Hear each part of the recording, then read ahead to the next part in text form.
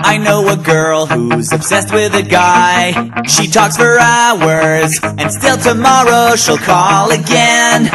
And when he thinks that this could be the end, she calls again. At 6 in the morning, she waits at the door. He tells her to leave, but still tomorrow she'll be there again. She won't let